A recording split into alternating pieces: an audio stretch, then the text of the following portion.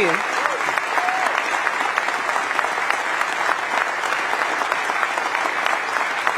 Thank you, everybody. Thank you.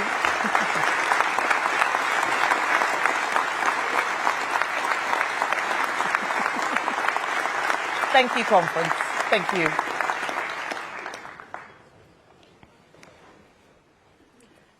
Conservatives love Manchester. It is a great city of free trade and free thinking. 240 years ago, in the 1780s, this was still a small market town, but something was stirring, a spirit of enterprise that would turn Manchester into a global economic powerhouse. And it was back in the 1780s that the very first Jewish community was established in this city. A small group of families worshipping in a rented room in a back alley, just a short walk from where I am standing. And right from the very start, Jewish people have been part of the fabric of Manchester.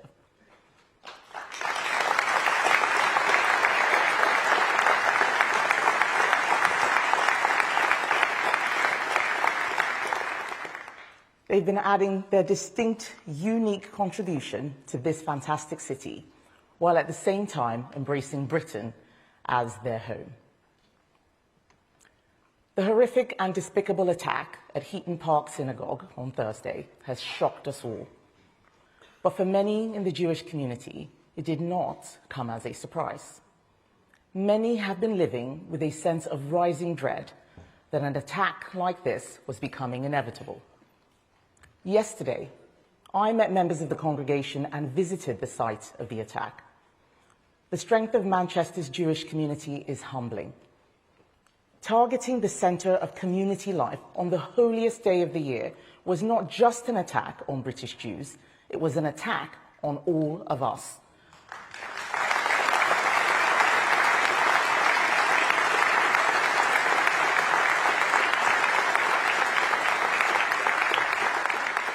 It was an attack on our humanity and our values of freedom, compassion, and respect. It was an attack on the idea that Britain is a safe place for Jews. On Yom Kippur, the Day of Atonement, Jews take time for introspection, to ask themselves, where have we gone wrong in the past, and what do we need to do to be better in the future? These are questions we urgently need to ask ourselves as a nation. Extremism has gone unchecked. You see it manifest in the shameful behavior on the streets of our cities, protests which are in fact carnivals of hatred directed at the Jewish homeland.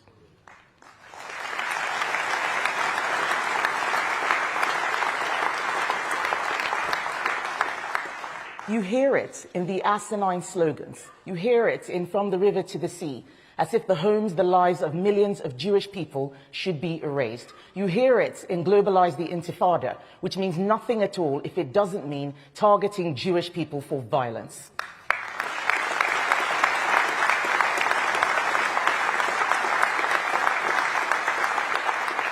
We have tolerated this in our country for too long.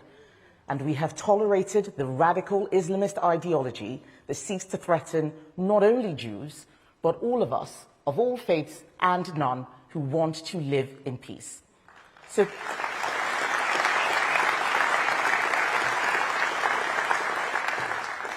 the message from this conference, from this party, from every decent and right-thinking person in this country must be that we will not stand for it anymore.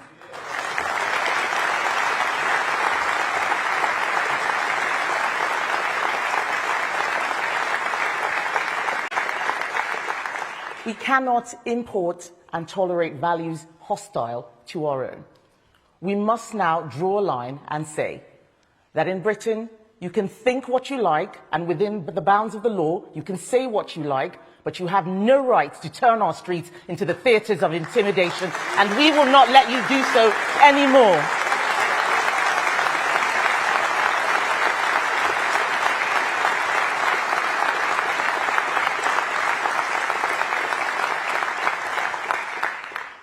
To our Jewish friends, we stand with you shoulder to shoulder. You are part of the fabric of Britain, and you always will be.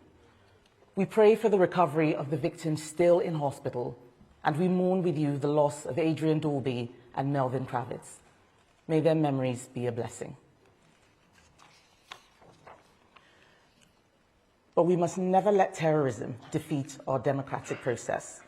We must demonstrate that it is through political argument, not violence, that we reach our decisions and improve our country. We all know the scale of the challenge we face, the mountain we have to climb.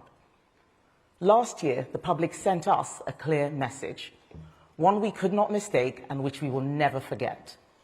They want serious change, for politics to be done differently so our country can get back on track.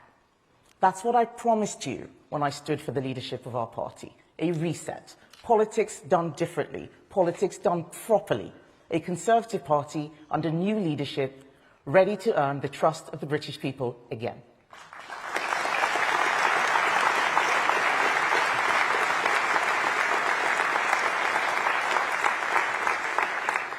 In the last 12 months, we've started doing politics in a new way.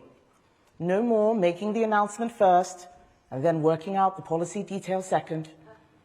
No more thinking that we can leave quangos and bureaucrats to their own devices and then wonder why we don't see results. No more accepting that our laws can be used as a tool to subvert democratic decisions and basic common sense. An end, once and for all, to the drift of our institutions, away from truth, honesty, and decency, and a return to values that define our country at its best. That's what this week is all about.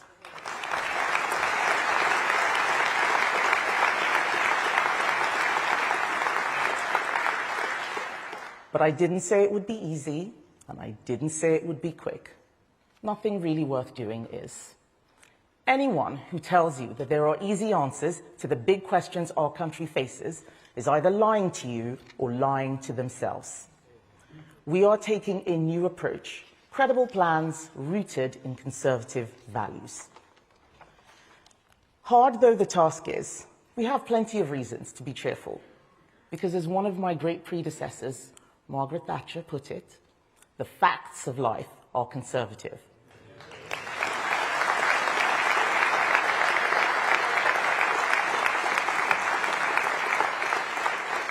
The facts of life are conservative, Conference. The fact that countries, like families, have to live within their means. The fact that individuals know better than governments how best to spend their own money. The fact that freedom depends on order and only works under the rule of law. There is a gap for the responsible, optimistic, competent conservative approach, an approach rooted in values.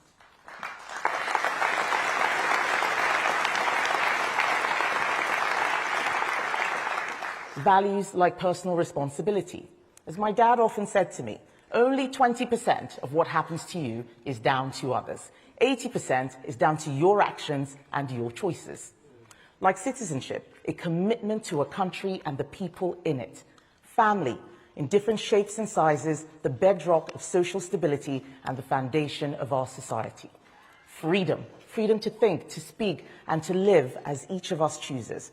These are the values of British people. They are crying out for a politics rooted in those values, which puts their needs first.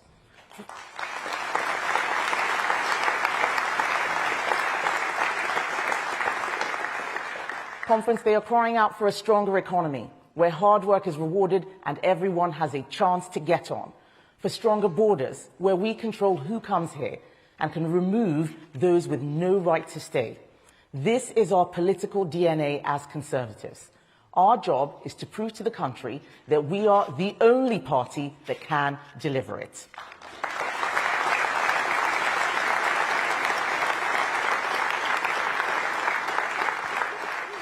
Conference, post-war, Conservatives spread prosperity and built millions of new homes, the bedrock of the property-owning democracy.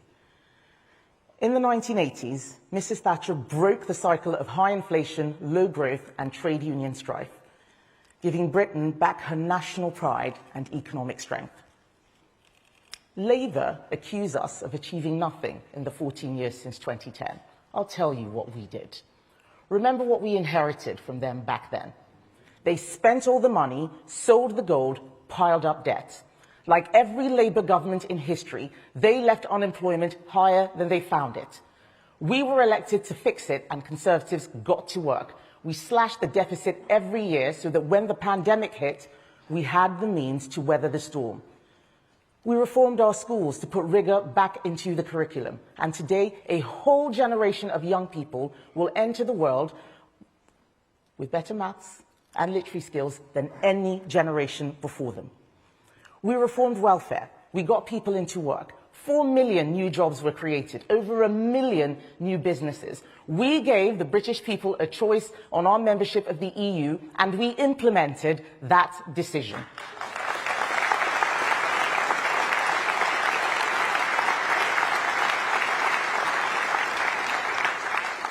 And what followed? The fastest vaccine rollout in the West. Billions of pounds worth of trade deals. No other party would have done these things, but they were right for our country, and we can all be proud of them.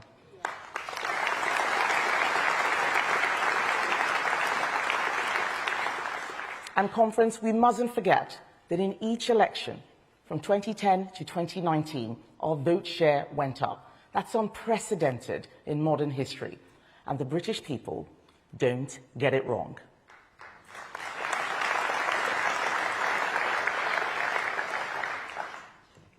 But if we take pride in what we got right, we also have to face up to what we got wrong. People won't listen to us again until we show them we have learned from our mistakes and changed. We've got to do this, and we have to do it properly. What have we learned? That you can't have a budget that has £150 billion of spending giveaways and billions more in tax cuts without saying where the money is coming from. We have to show that we have learned from the policy mistake of letting bureaucrats decide the immigration system. We failed to bring numbers down and stop the boats. Let's be honest, that happened on our watch. Yes, we tried, but put simply, we didn't achieve enough. After years of responsible and effective government, our mistakes on the economy and on immigration lost us the trust and confidence of the public. So we start this week saying we have learned, and we will never repeat the financial irresponsibility of spending commitments without saying where the money is coming from.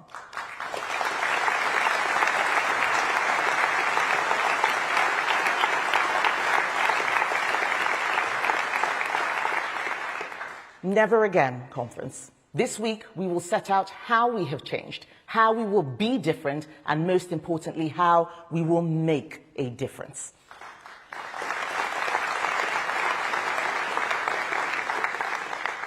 Economic responsibility is the hallmark of the Conservative approach, and today it is right back at the heart of everything we stand for.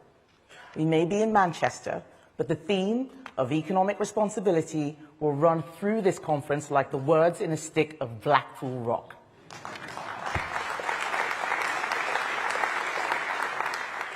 There are two parts of our message at this conference: stronger economy, stronger borders. It is stronger borders that I want to talk to you about today. I was elected leader because I promised to renew this party and our policies, so we can win the next election and then rewire the state to make it work for people again. We are not interested in superficial fixes. Instead, we are taking a systemic approach, asking the difficult questions that others avoid. We have the courage to follow through with credible plans to answer them. It's the rigorous, practical, Conservative way. And on so many of those questions, the answers come back to the same thing. Why is it that every time we try to build anything in this country, we have to spend millions of pounds on paperwork and still get bogged down in litigation? Why are protesters allowed to block roads and disrupt lives time and time again? Why are our veterans relentlessly chased through the courts by activist lawyers? Why couldn't we deport those foreign nationals who raped girls in communities across the UK? Why do we still allow them to remain in the very same towns where their victims live? Why?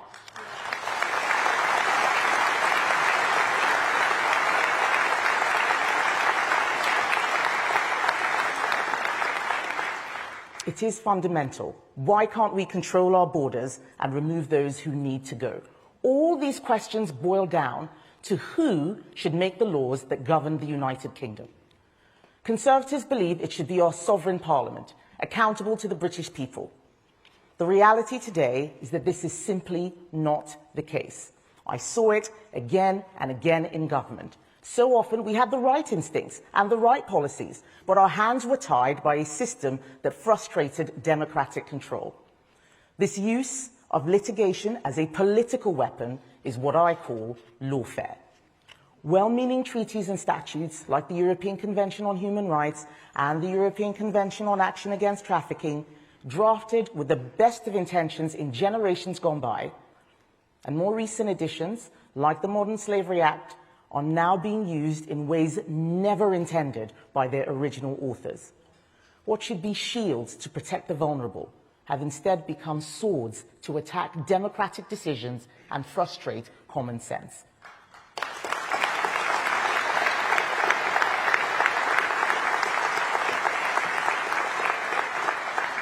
Conference, this isn't just damaging our security, it's also damaging our prosperity. It is that whole system which we need to reform, and the place to start is the European Convention on Human Rights.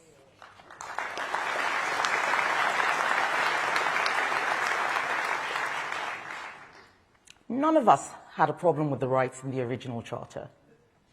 It was drafted in 1950 by British lawyers, conservative lawyers, and it drew on British traditions. The problems stem from how it has been enforced and how its meaning has been twisted and changed. Today, it is used as a block on deportations, a weapon against veterans, and a barrier to sentencing and public order. Labour pretend it can be fixed. But when a group of 9 European countries, led by Italy, recently pushed for reforms at the court, the Labour government did not support them. They wouldn't even try. Our human rights lawyer Prime Minister and his good friend, the Attorney General, an Attorney General who likened those of us questioning ECHR membership to Nazis, will never fix this problem.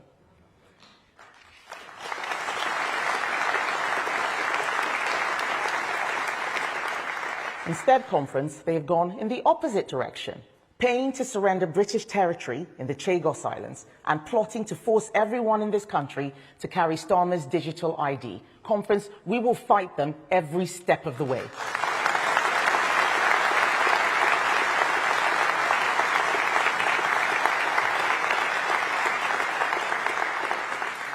Reform just shout that we should leave the ECHR without any plan to do so or understanding any of the consequences.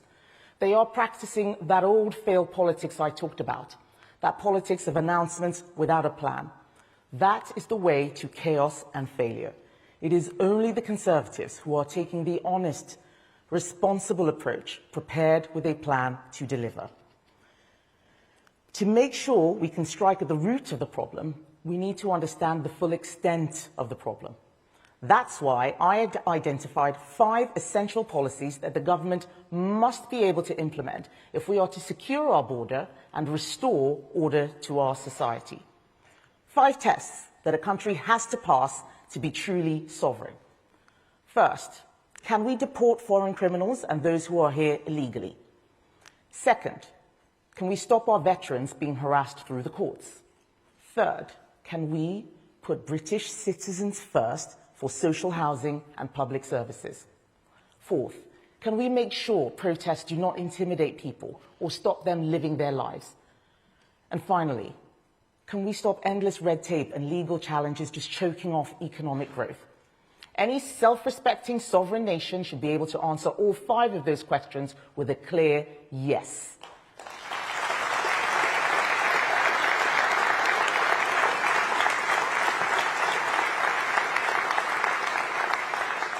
Conference, anything that is stopping us from doing so is a barrier we have to remove. So I asked the Shadow Attorney General, the distinguished King's Counsel, Lord Wolfson, to lead an in-depth analysis. The question I posed was whether these 5 tests can be lawfully met as a signatory to the European Convention on Human Rights, bound by the court in Strasbourg. And I want to thank Lord Wolfson for his immense and detailed work. So forensic, so thorough. Thank you. In nearly 200 pages of legal advice, he has provided his answer. This is what he said. When it comes to control of our sovereign borders, preventing our military veterans from being pursued indefinitely, ensuring prison sentences are applied rigorously for serious crimes, stopping disruptive protests, or placing blanket restrictions on foreign nationals in terms of social housing and benefits, the only way such positions are feasible would be to leave the ECHR. And so to me and the Shadow Cabinet, the resulting policy decision is also clear. We must leave the ECHR and repeal the Human Rights Act.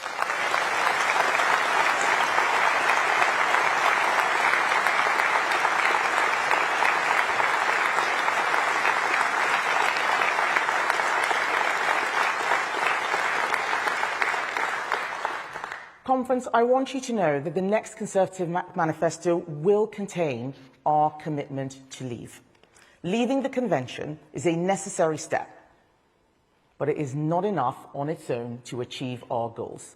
If there are other treaties and other laws we need to revise or revisit, then we will do so. And we will do so in the same calm and responsible way, working out the detail before we rush to announce. The rights we enjoy did not come from the ECHR. They were there for hundreds of years in our common law.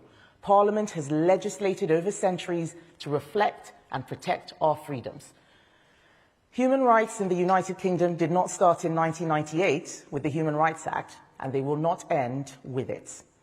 As we work through our detailed plan, we are clear that leaving the ECHR and repealing the Human Rights Act will not mean that we lose any of the rights we cherish. But this is the only way to end spurious legal claims from immigrants with dubious stories and excuses. This is the only way to allow a British government, the next Conservative government, to deliver a British borders plan in full.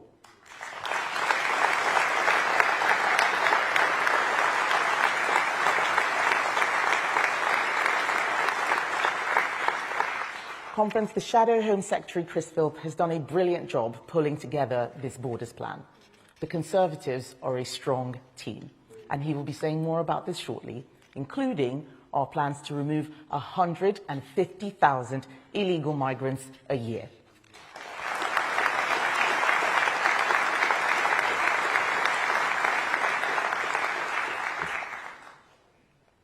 Lord Wolfson has also advised that leaving the ECHR is fully compatible with the Belfast Agreement, the Good Friday Agreement, but I know that there will be particular challenges in Northern Ireland. But difficulties are not a reason to avoid action. They are a reason to work harder to get it right. So, thank you.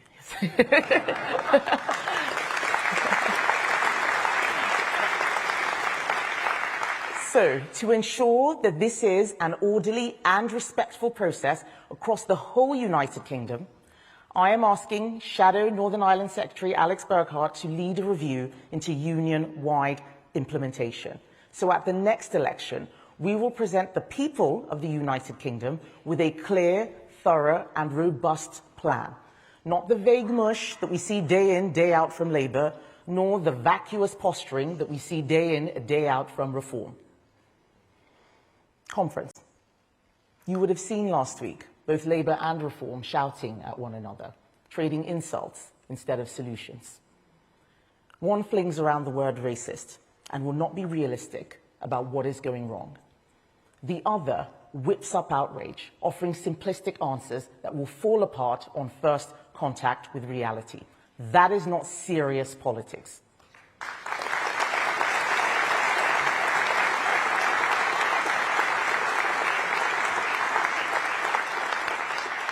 Conference, neither of those parties offers the leadership that Britain deserves.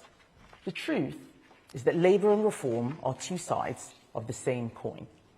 Both deal in grievance. Both divide our country into tribes and labels. Both practice identity politics which will destroy our country. And I am saying no, no to division and no to identity politics.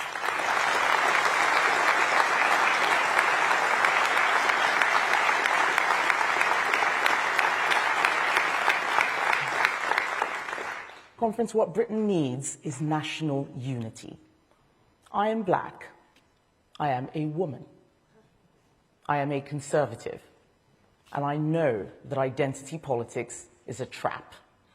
It reduces people to categories and then pits them against each other. But I am more than black, female, and even conservative. I am British.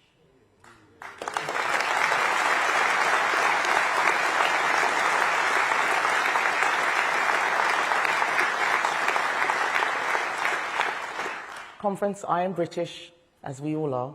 My children are British, and I will not allow anyone on the left to tell them that they belong in a different category, or anyone on the right to tell them that they do not belong in their own country.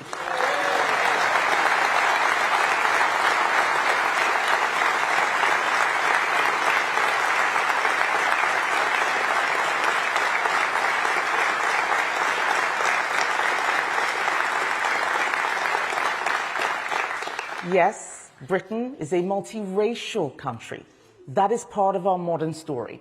But it must never become a multicultural country where shared values dissolve, loyalty fragments, and we foment the homegrown terrorism that we saw on the streets of Manchester this week.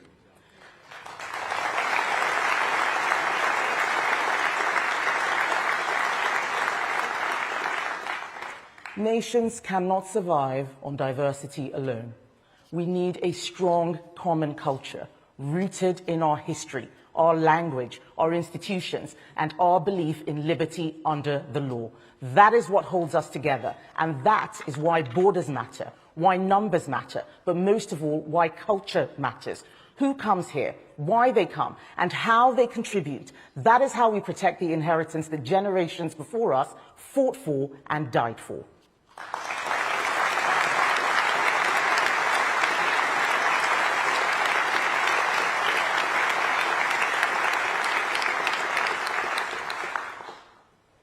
Britain needs deep change. But I reject the politics that everything must go, that everything must be torn down, that everything is broken. But if we leave it to Labour or Reform, Britain will be divided. Only the Conservatives can bring this country back together. This is a battle we must win.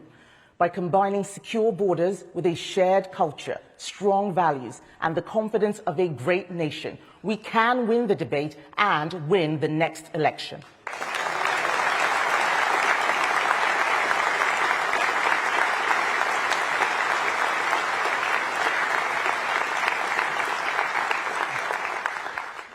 Conference, this is a party under new leadership and with a renewed purpose. We have listened, we have learned, and we have changed. Only Conservatives will tell you the truth. Only Conservatives will take the difficult decisions, do the hard work. Only Conservatives have the courage, the honesty, and the plan to strengthen our borders, restore our sovereignty, and rebuild our prosperity.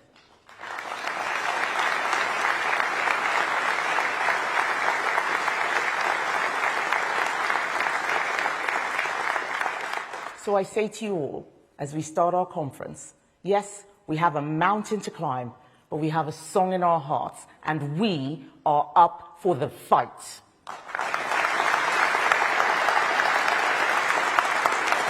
Thank you. Thank you.